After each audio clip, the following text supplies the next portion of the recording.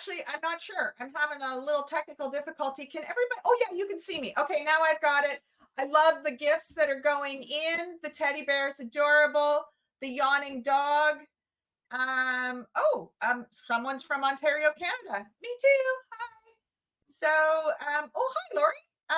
Okay, this is fun, but I can't live in the chat, even though I would like to live in the chat. Probably shouldn't. So, happy Tuesday, everybody, as someone said right in the beginning of this. And I'm so appreciative of you taking time to be here today. I know we have lots of things on the go right now, so it does not go unnoticed by me, and I am grateful for you all to be with us. And on that note, we have a workflow therapy session on Thursday. And so it's going to be Dawn, Nick, and myself, and we are going to be taking your questions, and we're really going to try and solve some of your problems right in the moment. That's your session. That is this Thursday, December 19th, and it is at 4 p.m. Eastern time. So work throw. Yes, Sherry Lee, I am drinking already, day drinking. I would love to see everybody there. And that session is really, really all about you. Any of the things that we've talked about over the last couple of days, Dawn, Nick, and myself, if you have some thoughts you want to expand upon, all right, you guys, now it's wine o'clock. Okay, so here it's actually, we call it Docktails because I live on a lake, but let's get Kellie needs to focus here. So today, what we're going to talk about, this is our end of year workflow reset. And I am going to be doing the ones on onboarding, disengagement, and re-engagement, because I want to know how you would feel if your workflows worked for you, making your client work less work for you. So today we're going to discuss crafting smooth workflows to bring us confidently into 2025. This is me. I'm Kellie Parks. I'm a certified professional bookkeeper up here in Canada. I have a bookkeeping firm, and I want every accounting professional to love running a cloud-based firm as much as I do. I have a unique experience with workflows, and that is that I actually didn't take accounting at university, and I come from a marketing background. And in the marketing background, we kind of approach things a little bit differently. So one of the first things is we start at the end. What is the outcome that we want to have happen? Who are the stakeholders involved? What are the bits and pieces, so technology now, if you will, that need to be dealt with? And how can we get everybody engaged in the process? I've been doing that for over 30 years of trying to make this work. And so I bring a different concept to how workflows work. Starting with the end is particularly a thing that I like to do. Today, so this was not part of it, but I just want to go quickly, since it is a reset for 2025. I want to go into my top 5 workflow tips for 2025. Starting with craft your checklists and workflows based on your outcomes. Why are you building it? And what do you want to have happen in this checklist or this workflow? My second one is tweak as you go. Take advantage, especially in financial sense, of push updates. So if you make a change to a client's workflow, you can push the update out to any oncoming any recurring projects that are in the pipe. It will move those changes into those workflows. So don't be afraid to tweak as you go. Add videos. I was having this discussion with somebody the other day, and I was mentioning that when I was thinking that I was going to bring on my first team member, I immediately videoed myself in all of my client files doing the work. And what I saw was I could do the work in much better ways, even though I had it written out and I had the checklist and the outcomes were fine. When I actually saw myself doing the work, I'm like, you little ding dong, why are you doing it that way? try doing it this way. So then I revamped some of them, and then I put in those videos. And when I brought Marissa, my bookkeeper, on, we went through those videos in the project, in the client work. And then she revamped them and re-videoed herself doing them to the changes she had made to them. It was amazing what we saw. So add your videos, not just so that someone knows what you're doing, so that you have an opportunity to see some of the places that you could be doing it better. I'm just going to jump in super quick. You have a resources tab in this Air Meet. And so that is the one with the double paper. If you go in there, you will be able to grab the PDF of this presentation. You will get, there is a worksheet in there that we're going to get to in a few minutes. And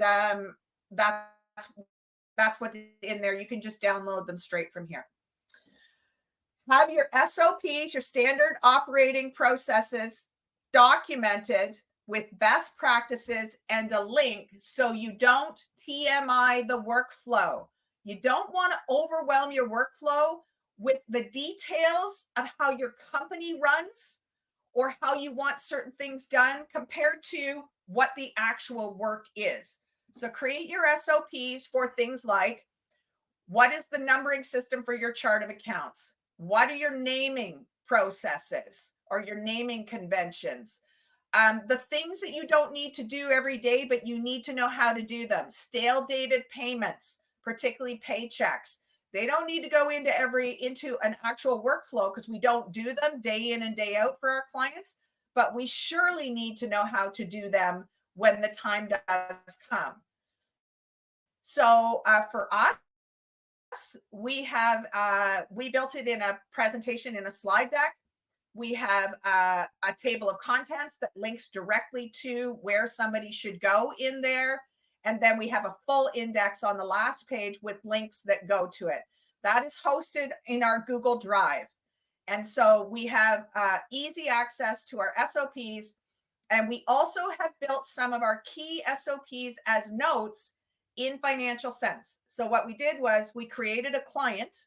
That client is called, wait for it, Comwater's Notes and SOPs. So it was very creative naming. And then we use the notes section in our Financial Sense account so that we can then see the things. We do remediation work and cleaning up files. So one of the things that's in those notes is our naming conventions for chart of accounts, because we like to clean up chart of accounts. And I just used that last week in a file I was cleaning up. I went directly in there. Actually, what I did was I went into Universal Search and I went chart of accounts, and maybe I called it COA. Now I'm just going to look like a ding dong. COA, we went into there, and there it is. There is our numbering convention for our chart of accounts. So we're using a combination of the things we really need are in Financial Sense, and then some of the more nuanced things like returned payments not cleared would be in our SOP, which is housed. There is a link in here as well to it. Okay. And take advantage of all the Financial Sense automation. There's tons. We've got email automation. We got tag automation. We have workflow automation, which you're going to see in a minute. But use dependencies to make sure you've got the right guardrails in place. A good example of this is in our weekly bookkeeping or in our re-engagement process. The emails are dependent on the task being done ahead. So I don't send out an email saying we're so glad that you're going to be a client of ours and thanking them of getting through the process if we did not actually get through the process. Same weekly bookkeeping. The email does not go out until we have closed the books and the reports are ready for the client. So make sure you use the automation, but put some guardrails in place so you don't look like a ding-a-ling when something goes out in the wrong cadence. Okay. Every single workflow begins with the outcome. And Michael Case, you said you don't know if it's your system, but the feed is coming in poorly. I am getting a little notification that I did have a little internet blip, and I'm sorry. I put my internet on my super boost, and I'm not sure why that happened. So I do apologize. And there it is, it's doing it again. Every single workflow begins with the outcome. It is the most important thing. And what happens if you build your outcomes? Not only is that particular workflow going to be better because you know exactly what you're building for. So my onboarding one is that I want a harmonious start to the relationship where I create professionalism and I don't have my clients have to go through too many steps and stages. And that when we are ready to when I say we're going to start working with the client, we're going to start working with them. We're ready. We have all the documents in place. We have access to their QuickBooks files. We've taught them how to work collaboratively with us. We don't get started and then realize that we're missing all the bits and pieces. But I changed my onboarding process because my disengagement workflow outcome was not matching what I needed to have happen in my onboarding one. So my disengagement one was that it would be a graceful ending,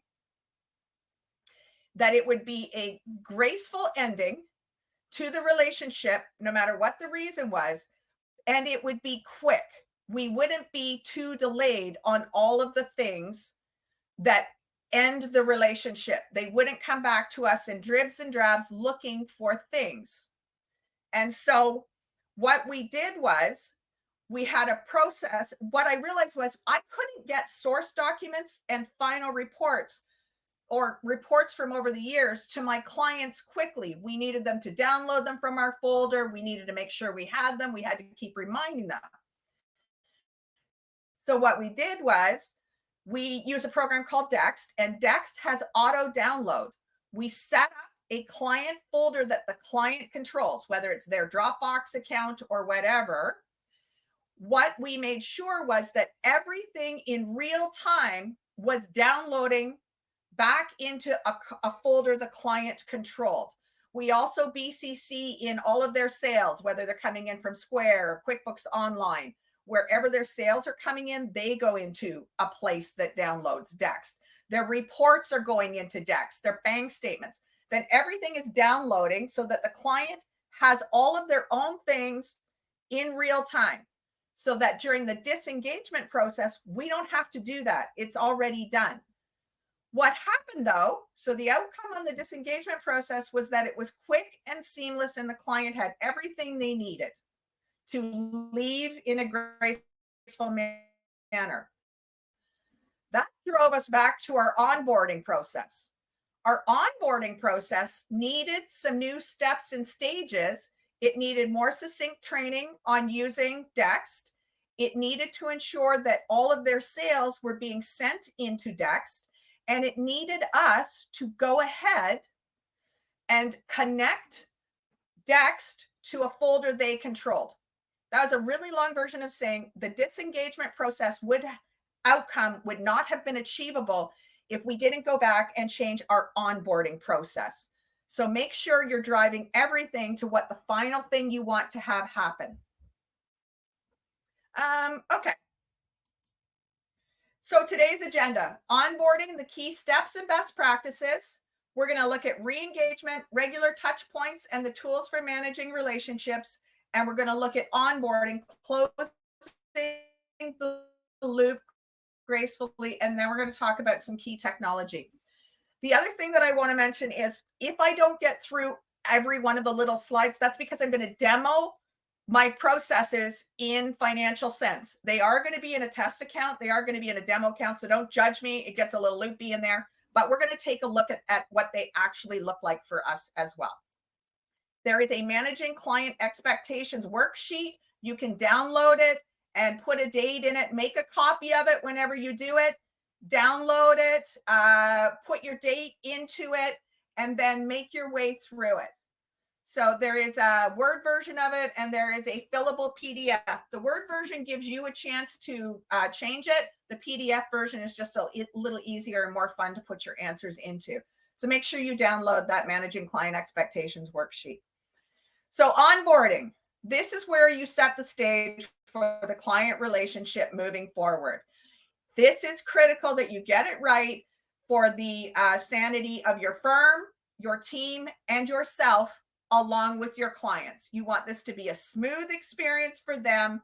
You want it to be a value statement of what your business is going to look like, what dealing with you is going to look like. 50% of customers are more likely to remain loyal to a company if you have an effective onboarding process. And 74% of potential customers will switch to a competitor if the onboarding process is too complicated. What are the key elements? The first thing for me is a discovery form. And I want that to be a smooth experience for the client. I want them to feel like I'm asking the right questions. I want to feel like I'm not wasting their time coming into too far into the onboarding process if we can't bring value to them. So we ask 5 key questions, and that is, are you or willing to use QuickBooks Online with your bank feeds connected? Because that's what we use, and that's what we need them to connect their bank feeds so that we don't have the 2FA problem. We also ask if they need payroll. If they need full payroll, then we are not going to bring value to their company. If they need full accounts receivable with invoicing and collections, we're not going to bring value to their company. At any rate, if they get through those questions and we're a fit, then they automatically get a booking link for a 15-minute call, because it is so key to me, not just to know the answers, but to get a feel for the person as well. So we do an in-person call. Then the next thing we do is a file review workflow. Then we send out the proposal. Because we've done the file review, we now actually know what the books look like. Then we do a proposal. Oh, back to what the books look like. I'm doing a file review not because I don't believe what they told me. I'm doing it because they're not possibly bookkeepers or accountants, and they may think their books are good, but maybe they need more services than they understand that they need. There's the proposal, and then we do the information gathering. If they get through the information gathering and approving the recurring payment, then we do the engagement letter, the confirmation welcome email, and then what you need is a welcome guide and an education guide. So these are the key elements that you have to have in place for it. Let's take a look at what that looks like. So in here is the discovery, and it would be an automated email that would have the either the discovery form embedded in it, or people come to me through my website. I have the my discovery form right on the website. So there's 2 ways to do that. And then phone or meet with the client to discuss the questionnaire. Then we add the clients to Financial Sense. This template is in Financial Sense template library, by the way. You can import this into your own. So that's why there's read this note. It looks odd, but this is a note for anybody who pulls the template out of Financial Sense. So we create a client folder, whether it's, I'm not sure where everybody's doing it. For us, we do one in Google Drive, and then we add it into the client resource panel of a project. We add the custom field information. So for us, the custom field information are things like their business number, when their year end is, all of those kinds of details, so that shows up on our overall dashboard. We add the FC template folder to the client. We add in any relative notes that came across in the discovery call. We create a scoped workflow template. We add that to the client and add in any docs, and then send the welcome packet. We do a file review. This is an automation that's built in. So it would start the onboarding file review workflow. And in there, this is what it looks like for the onboarding file review. So we've broken the client tasks into 2 places so that they can do this once we've done that file review. And then we send the quote. We are just starting with the proposals in Financial Sense. So that's going to be a big win that's going to be in here now. We do the information gathering. So a next steps email goes out, and that email tells them what to expect in the next steps. Again, this is a templated version, but this tells them that they're going to receive a few things so that we set the stage, what it's going to look like for them. We're not just bombarding them with information. And then we send the forms out one at a time. Again, this would be an email in a live version of it. So the email would go out. There would be a link to the business documents required. When they complete that, then we would send out the bank reconciliation, then the payroll reconciliation. The reason we don't send them all the forms at once is that we don't want to overwhelm them. We want to gather all the information, but we don't want to have them do too many things. Then there is the engagement. So the engagement contract would go out, the thank you email for putting up with all of the things, and then the client best practices. This is where every single person is going to be a little bit different. You need to set up the apps or get yourselves into their apps. And when I said we're setting up Dext, and then the client education is actually a workflow all on its own, because there is so many things that could be different for every single education session for each client, because some of them are going to come to you and they're going to know what to do. Some of them it's going to be all new. So this one just has everything in it. So then you can come back to it and take out what you need for that particular client. I'm not seeing any questions that I need to answer in particular. So re-engagement.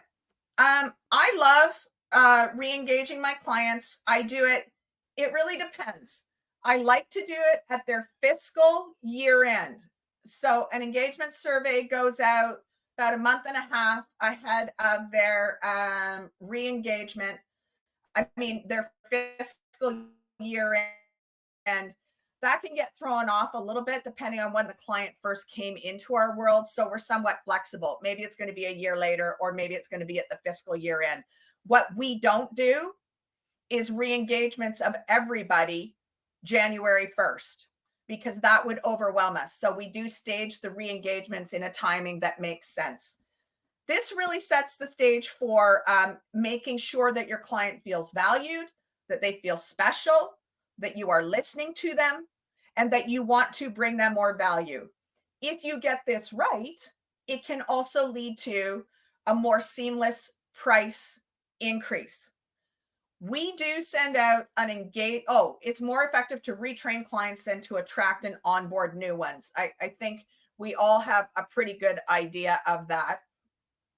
But I have some friends that disagree on the re-engagement survey, because they're not sure that the survey is going to go well. If that's the case, you may want to skip that for a little while and focus on what you can fix, so that you're going to have a survey come in that's going to meet all of the things that you want. But what are the key elements? You're going to need a proposal, a recurring payment, a satisfaction survey, and a thank you email. So let's look at the re-engagement process. So the re-engagement process would be this thing that goes out. Let's take a look. And in it right here would be a link to their re-engagement form. That re-engagement form is fairly simple. There is a section to ask what they think their biggest woes for the year were, what their biggest successes were, and what their biggest goals for next year. So the whole thing starts with them. The next section is how they felt about working with us. And I don't say, how do you feel about working with us? Instead, I give them a list of things. Do you feel we communicated well with us? Do you feel that your reports were meaningful? Do you feel you could access your reports? Do you feel your finances are done in a timely manner? So I give them the answers rather than just say, hey, how'd it go? Because that's really hard to answer. So I give them some ideas. They're not required. Again, I want to make this easy for them. I have a client who year after year skips to the end and they say, Kellie, we're still married. So that's good enough. I'm not going to make him finish them. But I have got such meaningful feedback out of this re-engagement survey. And in a couple of cases, I've been able to turn around what were potential misunderstandings. Those of you who have heard this, I apologize, but I had a client who did not think we were getting their financials to them in a timely manner. So I called her right away. I didn't email her back. I didn't do any of the things. The minute that survey came in, I called her and I said, Mel, I'm sorry that you feel like we're not getting the things, but we did get your books closed by the 10th of the month, 9 out of 12 months. And she said, yes, but 3 months they were closed around the 15th of the month. We were able to go back to her engagement letter and the books were to be closed by the 15th of the month. Then she realized we've been closing her books early for her. And so I asked her, is that important to you? It was important to them because they were empire building. And so they needed reports to their banks for financing. They were empire building. And so we increased the engagement so that her books were closed by the 10th of the month. She wasn't super upset about it. It's probably something she never would have mentioned to me. But because I gave her the opportunity to tell me, I then had the opportunity to have her realize we'd been doing better than what we said we were going to do. So then the engagement contract goes out. PAD is Canadian for pre-authorized debit. That's the ACH for our American friends. So that's the money we're pulling from their bank account. If needed, send the payment agreement. You got to do it again. And then there is a renewal thank you letter. It doesn't have to be complicated, but it sure is great if it just goes out automatically and it gives them a little thank you. You can put a fun GIF in it. You can do all kinds of things, but out that letter goes, thanking them for getting through their processes. Okay. Offboarding. If no matter what the reason is that you are disengaging a client, you want it to end gracefully and you want to have some empathy. I know that's really hard to do if the client is in fact a dickhead, but even dickheads may be able to refer other great clients to you. I have had some really nice referrals based on not just the work we did for people. So we have clients graduate from us. Sometimes we're taking them on so that they can go into big rounds of financing. Sometimes they just need cleanup work done. Sometimes they are being sold, whatever, or they've just gotten too big for us. They need to move into a couple of them move to an audit firm. There's all kinds of reasons they left. And most of the reasons were good. But because the disengagement process was smooth for them, that meant that at the very end of the relationship, it still felt good. So they could refer us.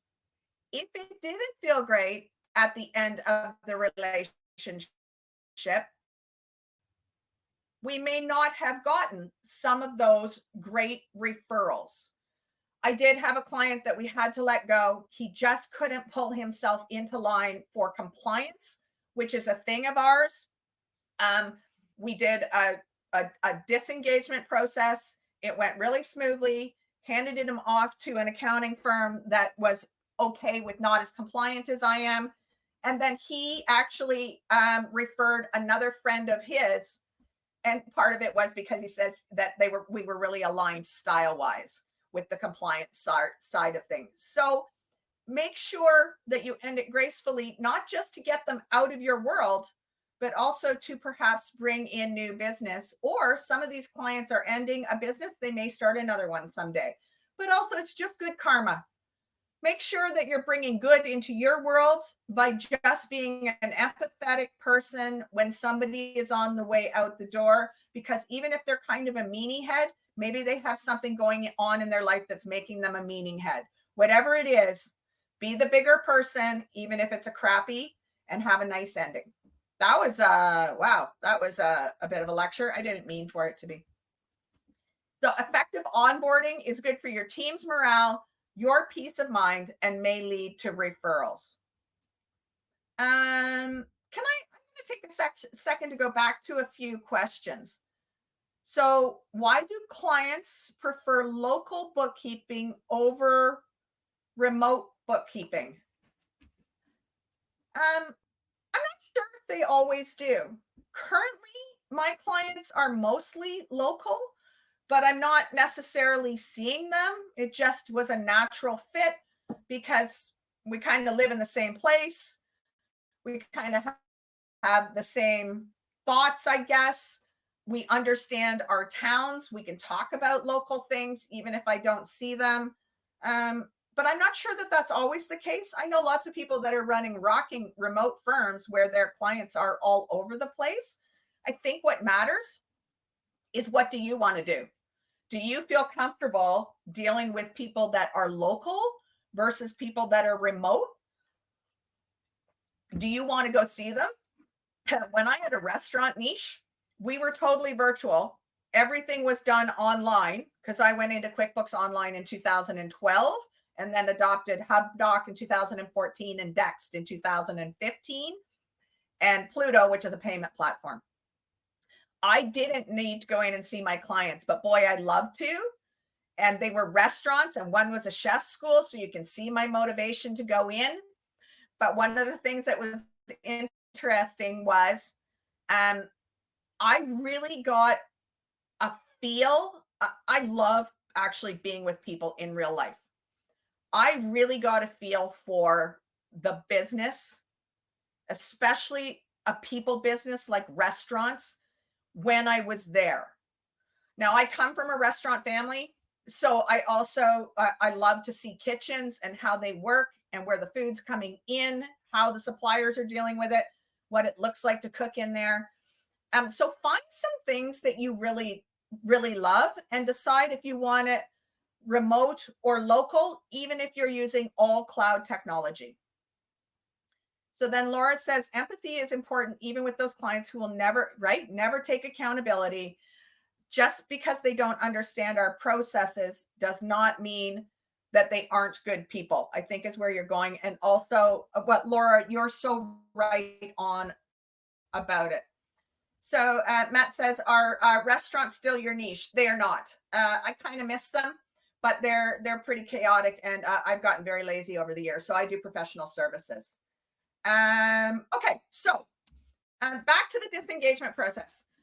You are going to need a contract, and this is where some people get stuck. They're like, well, what if the potential client has ghosted me, or that the client doesn't sign the disengagement letter? That is not your problem. All you can do is act in good faith, send the letter out, wait for enough time to pass, and then move on to completing the offboarding process. The hardest part may be to get yourself out of some of the apps if the client controls them, and QuickBooks, although I think they just changed this recently, it's really hard to get yourself out of QuickBooks. And here in Canada, it was really, for a while, it was difficult to get ourselves out of our CRA, which is your IRS. It was hard to get ourselves out of our CRA accounts and some of the apps. So that's the part that you may have to continue to send those notes and make it facing them. You need to get us out of these applications for your own security. And then make sure, even if they don't, do not go into that file just for fun or to see what's happening, because you're going to show up in that audit log. As long as you never show up in the audit log, you're kind of gold.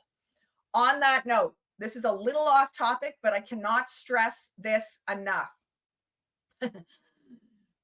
If you have attached applications to someone's QuickBooks Online file and you don't detach them, you will show up in the audit log, even if they're you're no longer managing that application. So let's take Dext, for example.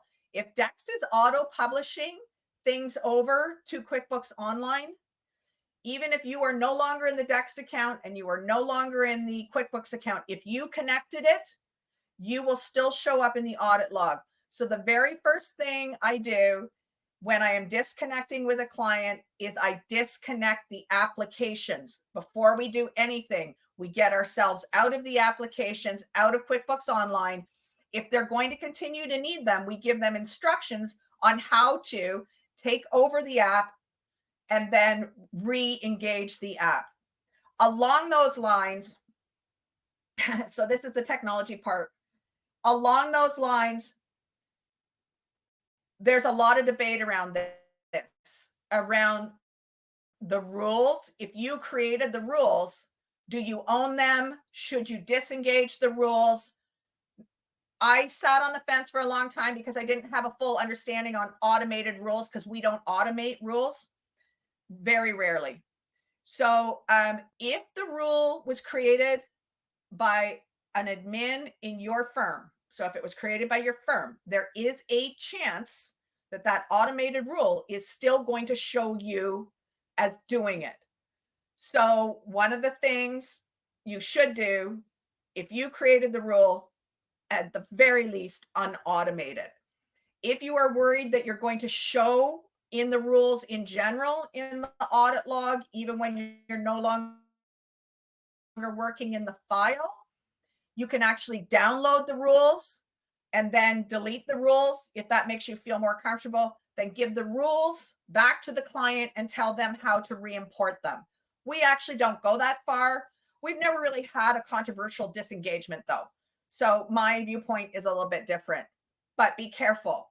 The other thing is the recurring transactions. If you created, so you see where I'm going, any piece of automation here, make sure that you unautomate it. So the memorized transactions, we always undo the scheduled ones if we created that transaction.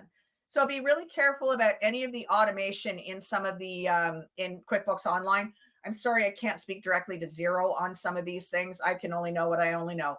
And so my technology policy is huge on how automation and outside apps are going to be dealt with. I'm going to jump into the Q&A. Okay, so Malalia, this is an onboarding question. And so, which is great. So I'm going to jump back to onboarding. Do we continue with their accounting system or do we convert? Well, for us, we're only bringing in QuickBooks Online clients or people who want to be. So they're going to be converted to QuickBooks Online. Yes, because that's what works for us. If you are happy to work in a number of GLs and the GL is actually working for the client. So there are some clients that come to us and they are in Xero, but they may not actually, even though they want to work with us, yes, they're willing to convert to QBO. They may not, or Sage is a really good example of this. They may come to us in Sage. They may want to convert to QuickBooks Online. But if we take a look at that Sage file and they're not a fit for QuickBooks Online, we're never going to push somebody into suiting our way of doing things, because that's not going to bring value to the client, which is the overriding thing in calm waters, bringing value to the client. So that's I know a firm that decided they purchased a firm and then they decided they wanted to convert everybody to Xero. And it turned out to be not a great idea. It didn't work out. It used up a lot of resources and it was a little bit messy. So you really need to think about what the outcome you're looking for is. Like, why do you want to convert their accounting system? And what's that going to look for the actual, for the actual client themselves? And is the effort you're going to put into it be enough to make it a win? So I hope I answered that. If I didn't answer that, just go ahead and put the question back in. Okay, so you are also going to need an offboarding notification. I'm big on the phone. I'm big on that human touch. So they are going to get an email saying, this is what's happening. There's going to be a contract that this is the date that it's going to happen, and set the stage for the expectations. So if you have to work backwards from either the date that you need to disconnect with them or the amount of work you need to finish for them before you disengage. So in the case of a cleanup, obviously you're going to disengage once the cleanup is done. But for some clients, you're going to disengage with them a month or two from now. You need to be very clear about what work you're going to complete for them, and what the circumstances are for you completing it. So don't say we're going to reconcile to the end of October and close the books and you're going to have a clean month end. What you really need to say is, we will close the books and have a clean month end if we receive all of these things by this date. So be very clear what their role is, or you're going to have a hard time getting out of there in the time that you want to, and make it a graceful ending. If you can't finish because of them, you need to be very clear what their role is in it.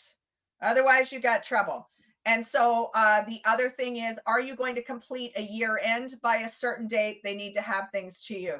In our case, we have sales tax filings on a regular schedule. What do we need to complete those sales tax filings? And what are the consequences to the client if they don't get you the things to finish them? The other thing you need to take into account is, for us, we do mostly, so our clients that are monthly clients, they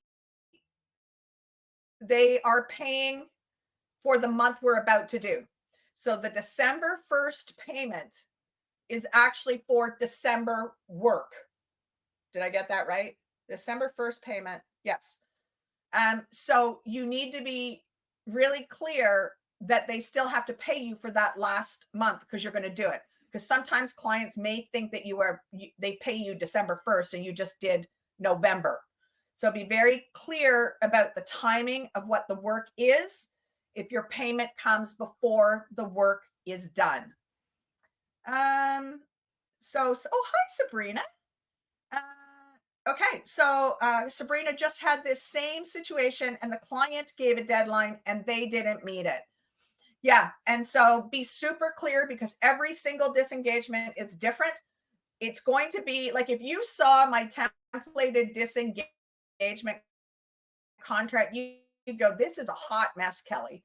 But my templated one basically has all of the things that could happen in it, and then I just take stuff in. I suppose I could do, 5 different versions of it, but I didn't.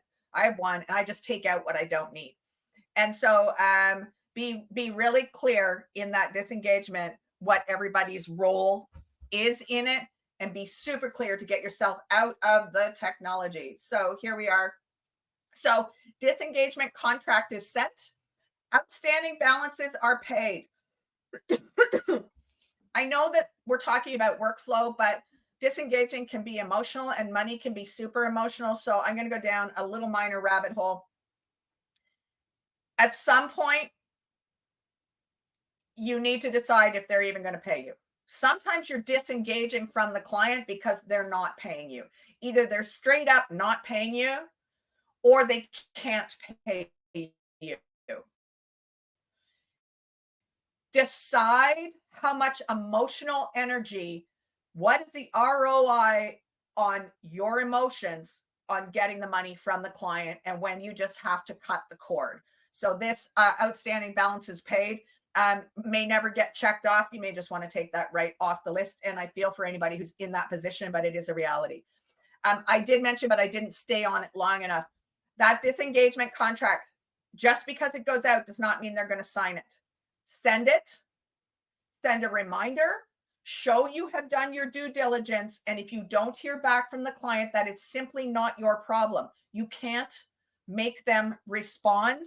Don't get too wrapped up in it, but don't say, I'm not going to send it, because they're not going to respond. Send it no matter what, so that it is very clear that you have done all that you can do to make this work. I'm going to jump into the Q&A. Did I say my onboarding books review process is completely automated? 100%? No, I did not say. I misspoke on that. Starting the file review process is automated. I can just push a button and it opens up the file review workflow. I still have to do it. I don't have an automated process for that. In fact, a lot of my onboarding it's super systematized, but a lot of it is not automated. Sending things is automated. It's easy to automate sending things. It's easy to send a booking link and have them book with you. That can be automated. But there's a big human part of the onboarding process. I am going to have a call. I mentioned this already. I am going to have a call, because no amount of form filling, no amount of perfect books is is going to tell me if I have a great feeling on a client. And I can only have a great feeling by either seeing them in person, having a video phone call. Even a phone call is better than no human contact at all. So my file review process is not. I actually lay eyes on the books. I have a process where I go through and I take a look at what all of the books look like, what their balance sheet looks like. I go into opening some of the transactions to see how complicated they are. We can take a look at that in a second, actually. So back to the disengagement. Please sign our contract and please pay these last outstanding invoices. Every situation is different. So what are I put in a list. This is also in the Financial Sense template library. What is happening? Look at all of the possibilities.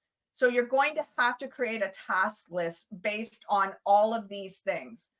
But completing the final work on the file, what are the payroll considerations that need to happen? We do a final file review so that we have an ending point on what the books look like, and we run all the reports based on that. And then we have, there is no question of the state that we left the books in. Then exporting the final reports. We have an automated thing in QuickBooks Online. We created a group of reports. It's called backup reports. Those backup reports, and you need to decide whether you're willing to do this. We email them. We got the client permission. We email those reports into Dext as a single PDF. Those reports go into Dext and they go into a vendor called Reports. We're very creative. And then they're simply archived. That way they actually have a point in time, whether it's every week or every month, on what the books look like. We don't need to go back and get those 7 years or whatever it is you want. If you could set that up now, you'd be doing yourself a favor. Even in grouping in QuickBooks Online, if you don't want to email them, if you do a group, you can download them as a single PDF and drag them into somewhere so that you always have a point in time on them. And so these are the reports that we want. Depending on what's happening with the client, if they're shutting down, we may want these lists. So export the lists and then disconnect the apps. I've already mentioned this. It's going to be a different case in every case, but you do need to make sure that you disconnect any apps that you connected. Getting QuickBooks ready, reminding them to get out of them, and then this is the actual where we go. The final letter that goes out for us does remind them that even though we may be out of QuickBooks Online, this is a really good time to change their passwords. So, you've got that one last little thing that gives them a little bump of thinking about them. We also let them know any security considerations that we have. So even on our way out the door, we seem to be the professionals. So that's kind of key for us. So that's what that looks like. And then I said we would do the file review.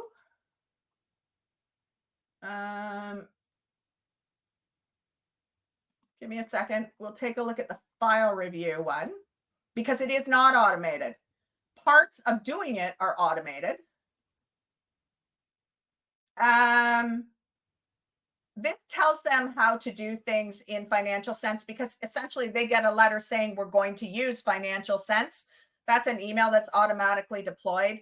And then they come into it tells them how to get into Financial Sense. And then there is how to use Financial Sense and then the things we need.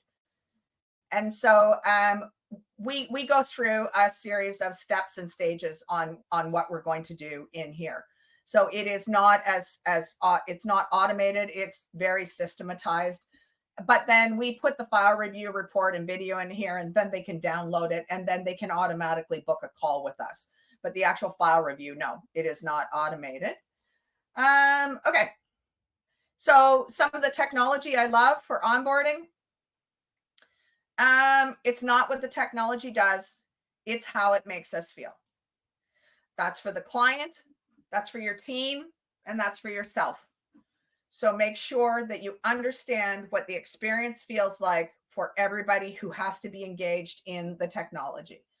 We are in the final stages of moving all of our onboarding and re-engagement and disengagement into and file review, all of it into Financial Sense. That will now become our CRM. Now that proposals exist, that was the final piece, except for the questionnaires. We have used Typeform for a long time.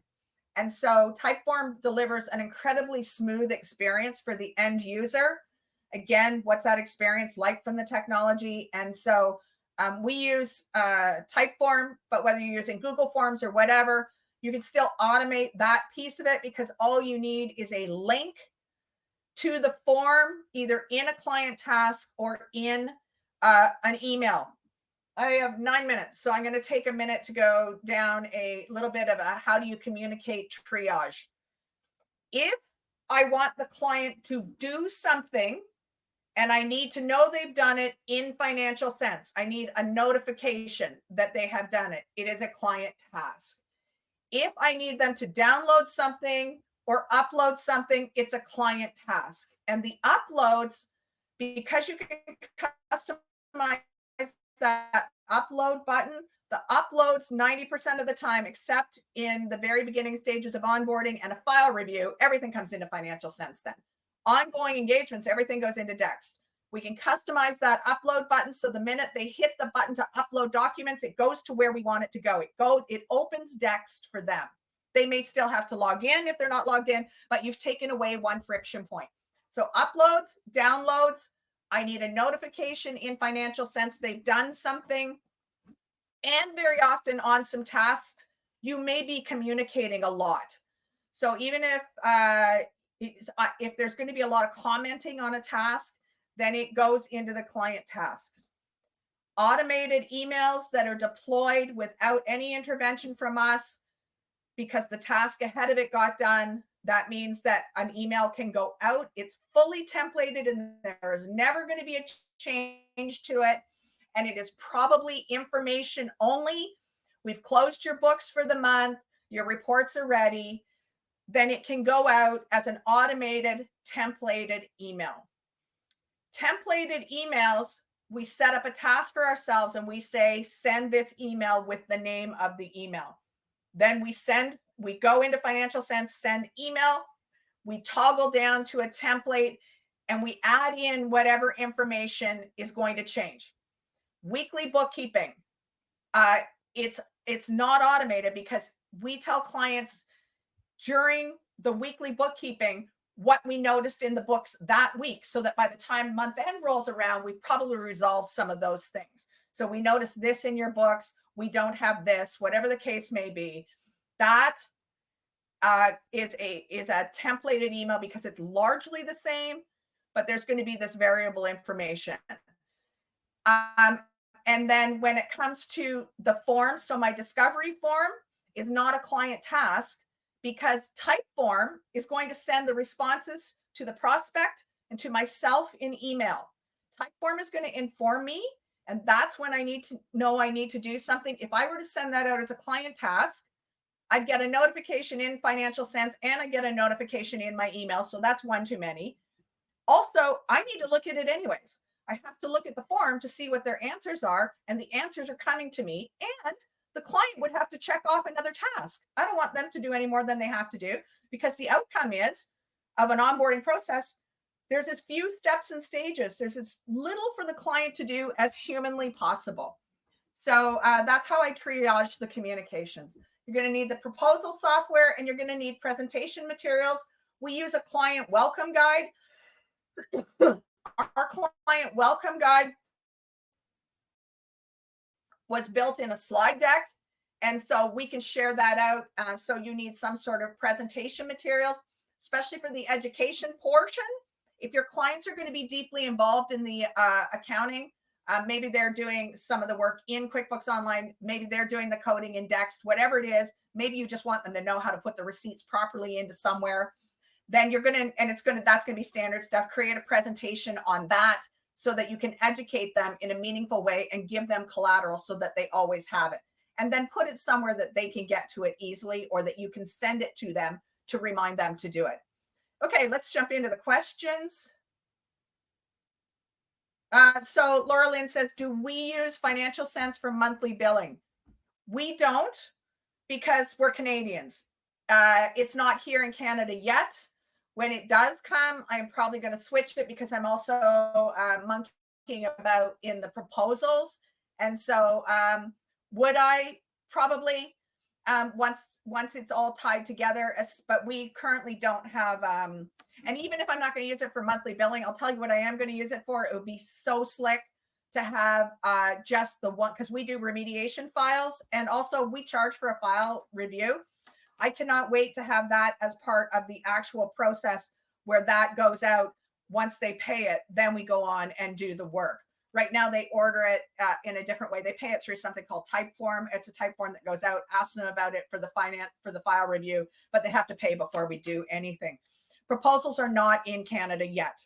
I'm playing with them in a US account. And what do I currently use for proposals? Yeah, I'm in transit on that, what I use for proposals, but essentially I'm using something called PandaDoc. And I have a standard proposal that I just make the changes to it. It goes into PandaDoc and they can sign it. But once I can have those proposals as part of that whole, imagine that at the whole front end, that the proposal can go out at the right time. Okay, I have 3 minutes left. Tosin, I think we're going to do a poll. And we got 3 minutes for a last couple of questions, if anybody has one.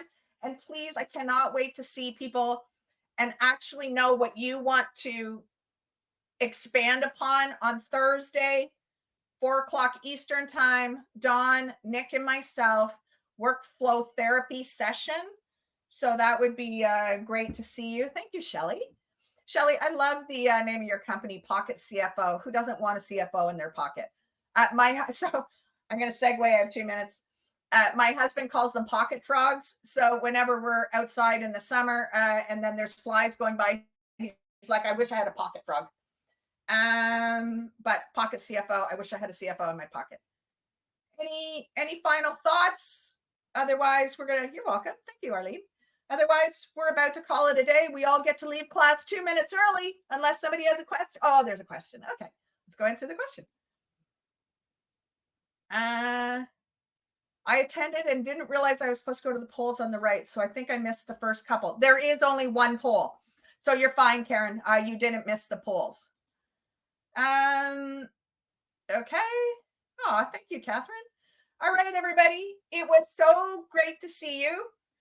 Tosin, I think we can probably end it early. I don't have that power, but you're more than welcome to jump out. I think we're done. Class dismissed.